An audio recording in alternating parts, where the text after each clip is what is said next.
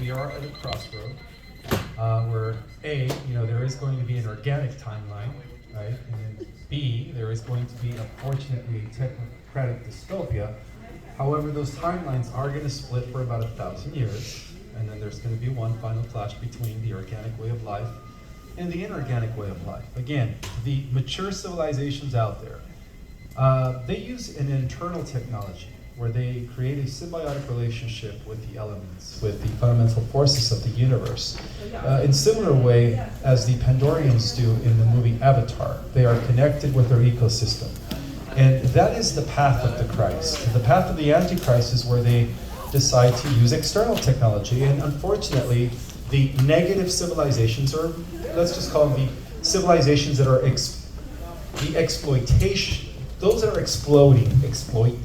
can't even say that word, exploiting others, are no longer connected with the, again, internal technology. So they resort to external technology. And as a result of that, case in point, the Greys. The Greys are an example of a race that used to be human, millions of years ago. They evolved out of a planet called Apix, right? Some people call it a parallel Earth. They look just like we do. And after having a war, a nuclear war, which was, by the way, initiated by the Verdans, which is another race that nobody talks about. The Verdans are a reptilian AI race that infiltrated us from the 11th creation, right? We're part of the 12th universe. And as a result of that war, the surviving Greys went into the underground, and they decided that in order for them to not have any more conflict, that they were going to eliminate their emotional body, and hence their sex organs. And so they resorted to cloning and nanotechnology and artificial intelligence, and now they are a dying race because they lost their connection to God. They are just one key example of what happens when we disconnect from the internal technology and then therefore have to depend on the external technology. So my belief is to cultivate the internal technology so that we don't have to depend on any external technology. That's what I believe. All right. Hey, we are going to open this up to questions, so think of a good one for this esteemed panel. I just have one more point to make, and what we're hearing from everybody here today is that we're Team Humanity. We are the ones who are going to pull through this. We're the organic humans, the purebloods, the ones who still believe that humanity is the way to go with our immune systems and our innate abilities to get through these troubled times.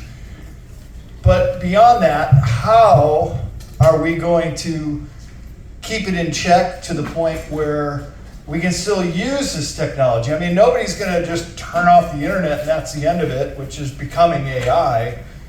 How do we make it benevolent? How do we keep it in check? And Ryan, I know you're very critical about how it's going to go, but there's got to be a way that we turn this around. Yeah, don't stitch Frankenstein together. The whole problem is interconnecting all of it in the Internet of Everything. Your car doesn't need to be on the internet. Your fridge doesn't need to be on the internet. We had silos in the military to keep all of the branches, land, air, sea, neural warfare space, separate so that it can't be hijacked in a decapitation strike in some way, shape, or form, and then used against us who it's supposed to serve.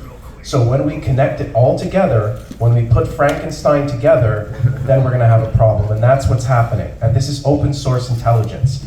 JADE C2, Joint All-Domain Command and Control, commonly known as Skynet, is eliminating all of the silos, putting all of that power of the US military, all of that might, under one platform run by AI and machine learning. That is extremely dangerous. How do we keep this from making an absolute nightmare? We don't allow autonomous weapon systems. We stop our government immediately from going full speed ahead with the Internet of Battlefield Things. Because if you don't know what it is, it's the Internet of Things on the battlefield. So they have analyzed themselves, evaluated themselves, and said that it is not in their best interest to stop, slow, or regulate this in any way, shape, or form. They are supposed to represent us. They are approving Skynet right under our nose. JADE C2, look it up. Ryan's exactly right. In Israel, right now, there is an aggressive military campaign going on in Rafah. It is being run by a piece of software called Lavender. Lavender is what you spray on your pillow so you sleep better, right? Lavender. No, this software is artificial intelligence that's designed to do what it thinks eliminate Hamas. What it does, it issues orders to drones, to soldiers, to artillery, and they take out what it says is Hamas. The soldiers are completely absolved of any wrongdoing. They're only following orders, and the orders are coming from Lavender. It's being tested as we speak. Ouch. Carrie, help us out here. Gotta give us some hope. Okay, I have to tell you, everyone, that we were told that the secret space program, which is right under our feet and now really in our face above ground in many ways, but certainly in the face of AI, is already a good 10,000 years at least ahead of us. That we have an AI that runs this planet, we have an AI that runs Mars, we have an AI that runs the solar system, and it goes on like that. So we are way beyond where you think we are. We are not at the verge. We are not at a place where we can make a decision. I'm sorry.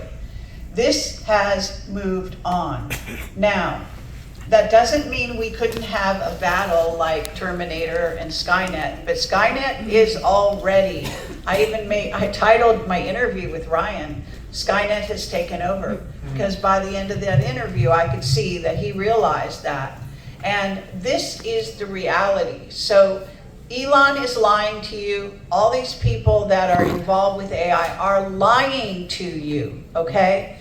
We are already past the point of no return. AI has come into our solar system, and I will say this. Courtney Brown, who runs this Farsight Institute, I've interviewed him numerous times. I've interviewed several of his remote viewers who are some of the most expert remote viewers on the planet. And he has a team of quite young people who are also doing remote viewing. They remote viewed the AI on a galaxy next to ours that just took over that galaxy and is on the way to take this one over. This is what we're looking at. AIs merge. This is what they do. So we need to look at this whole picture from a much more advanced place. We cannot sit here and call AI the Antichrist, if you will. We better sit here and realize, just like the Israelis and the Arabs need to realize, they must communicate. War is not the answer. What war does is merge the two opposites. It's a union of opposites, but it's a forced union. And you get fire. And that goes to spirit. That means that the people that entertain that are basically going to end up as fire, spirit, in other words, leaving this dimension. So if you want to understand where we're at, do not be in denial as to the fact that we have a secret space program that is linked with Britain, linked with Russia, linked with China in such a way that according to our whistleblowers, and I just talked to another one the other night, and they said the same exact thing. China and the US are planning a war. It is going to happen. This war has been planned since I started Project Camelot, when I had a whistleblower who worked for the secret space program who said that exact thing. We are there. And then what we were told is that you are going to first have a war with China so that you can exercise all your weapons, all their new weapons. That's what the powers that be on planet Earth want to do.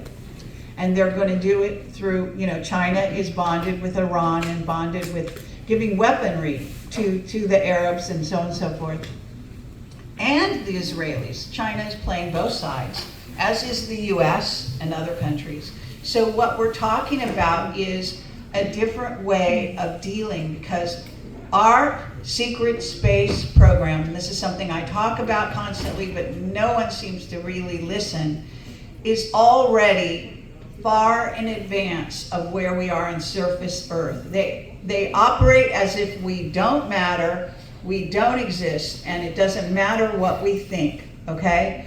This is what I'm told, okay? You can brush it away if you like, but the reality is very, very advanced, okay? That much you must take on board. So I appreciate the discussion. I think we've had a wonderful panel today with the ins and outs. But we are moving on a timeline that in some ways is almost escaping us, it's going so fast. So we need to get our brains in gear. We need to realize, Jack Sarfati, a famous physicist who I've met in person a few times, and I wanted to interview him on my show, but he won't come on my show. He has been at Bohemian Grove, but he's also supposedly aligned with humanity, and he's on Twitter in case you want to subscribe to his stuff. But one of the things he has told is that when he was a child, he received a phone call from AI. This is one of his famous stories, okay? So this, I just want people to start realizing where we're at. You cannot turn your back. You have to engage. You have to take part. But eliminating it, I think we're way past that point. That was good. We gotta take what we get here. Hey, Dr. Sam, how come humanity's not building pyramids anymore? Isn't that a benevolent technology we could throw ourselves Humanity behind? never built the pyramids. Oh. That's right. Right on. Well, actually, the most advanced, the biggest, the most superior, and the oldest humans did not build them. That's true. In China, Egypt, Bosnia, Peru, and so on. But this is very scary. What I just said. Now, what can we do? Right. I think, first of all, we need to have the proper information. What we heard today was very, very important. We don't have much time. That's very important. Is it too late? Maybe yes, maybe no. Why I'm saying maybe no? As long as we are discussing it, there is hope for us. That's good. If we live in the system that we think there is a freedom of choice, for example, US, you have two guys, two parties, we think that we have freedom of choice. Then it is too late. We think we have freedom. But right now we are discussing AI. I think we need to work on our personal development. Physical aspect based on our 5 physical senses. We can improve those physical senses. What we can hear is sound, 20 hertz, 20 kilohertz. But there is so much more, gigahertz, megahertz, and so on. Infrasound, we can see so much more. We can develop 30 of our spiritual senses. For me, spirituality has nothing to do with the religions or faith. Spirituality is development of spiritual senses. So we can create a picture about the world beyond the physical reality. Once we do that, then we become very powerful. Once we develop our inner potentials, telepathy is a spiritual sense. We can develop it. Nobody's teaching us though. Telekinesis, teleportations. Once we realize that we can move through space and time, that we have no limits, that we have no fears, that's the definition of freedom. And then we become free. Once we are free, then we can find our ways to fight, or to use some other terms, to escape, or to find a better scenario for ourselves. Then we can build a pyramid, right? We need a new one. Yes, pyramids are energy machines, energy amplifiers. And they affect so many aspects of our life. Communication, health, water, food, and so on. They are not enough to satisfy all our energy needs. Of course, Tesla was talking about, he has noble goals. Clean energy, unlimited energy, free energy. Imagine free energy in our society. No need for our, sources like coal, oil, gas, nuclear. So they are dirty, they contaminate, they are limited, and they are very expensive, allowing that small group of people who call themselves elites Sure. to have society with an unequal distribution, with a free energy.